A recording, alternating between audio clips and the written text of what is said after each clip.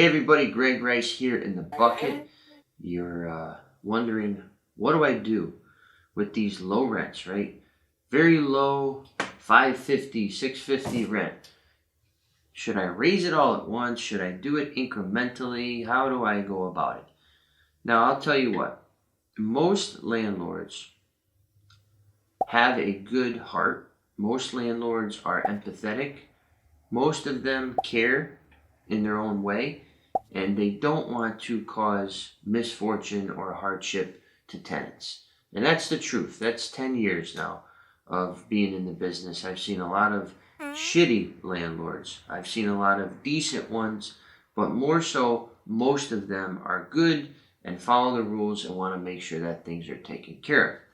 With that said, comes an ethical dilemma sometimes when you purchase a property, right? You buy a property and you got a super low rent. And it actually just happened to me. I bought a property in Woonsocket. $550 is one of the rents for a one-bedroom apartment. All right. Now, it's not the Taj Mahal. Let's be honest. It's not the Taj Mahal. But it is a one-bedroom apartment that is professionally managed with certain amenities.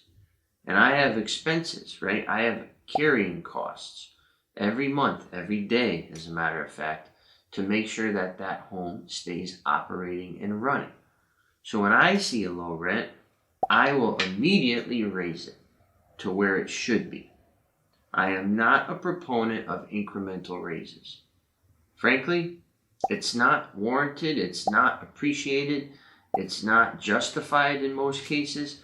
And if you're doing it, it's because you're being emotional. That's my experience. And tenants usually don't appreciate the gesture. They don't even know it's a gesture. They just say, oh, this is what my rent is. Little do they know, behind the scenes, you're thinking, well, it's $750 now, I want to get them to $1,000, so maybe I'll do $800, $850 every 6 months, bump it a little more, bump it a little more. But my experience is once you start doing that, 2 years down the road, when you finally get to $1,000, they move out anyways, right? Or they complain, oh, why are you raising my rent so many times? It ends up backfiring, is what I've seen. So my suggestion is you bite the bullet, you raise it to a fair amount. Like, you're not going crazy over the top.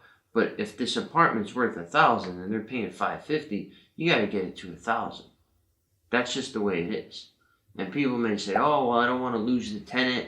I don't want to have a vacancy. I don't want them to tell other tenants. Okay, no problem. As Nick Dagnillo says, lose money at your own pace.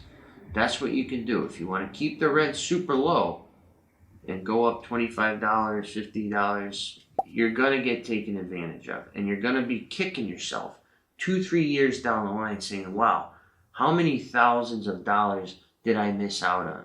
And oh, I had to evict this tenant anyway, etc.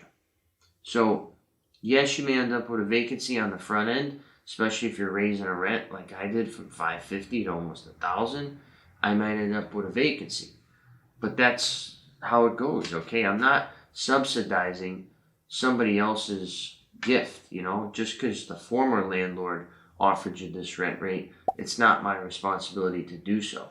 The way I look at it is you got off. You had a deal going for however many years. You should have been saving. You should have been thinking, and more importantly, knowing that this day was going to come when somebody said, all right, you got to pay market rate. Thanks so much. Over 5 years, I've saved $10,000. I can afford it.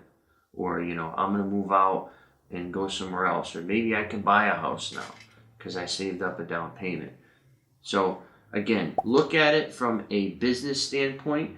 You don't want to go over the top. You don't want to be crazy. But these properties, they have mortgages. They have insurance. They have water, sewer. They have all of these recurring bills. And none of those creditors, not one of them, cares about you. They care about their payment.